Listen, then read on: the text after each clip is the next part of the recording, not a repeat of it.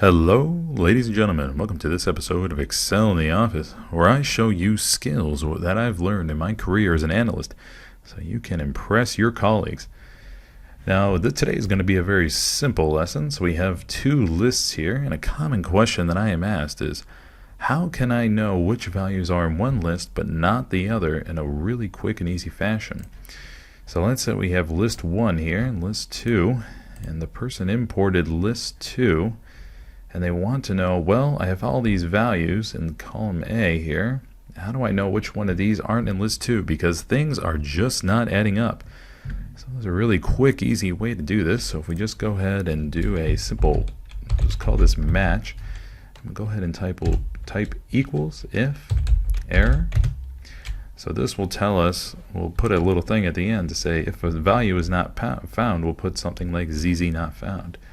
So let's first find the value we're looking for. So index, we're going to index column F here, because that's where we want to find the answer. So then we're going to do a row number, we'll be using match. So we're going to use match here to look up the value in column A. So in this case, we're starting with A2.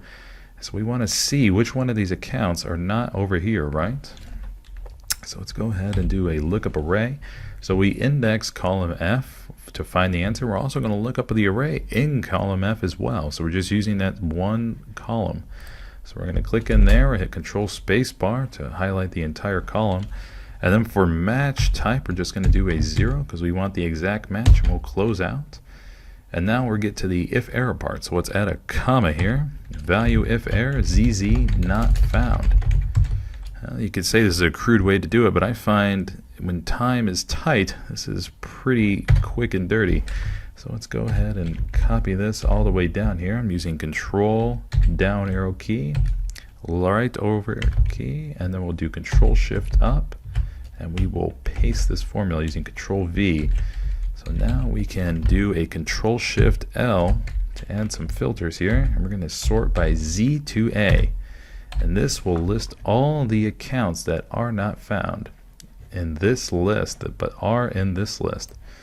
So yeah, just my quick way of comparing two lists to see which values are in one but not the other.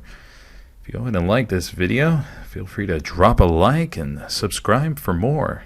Thank you very much for watching.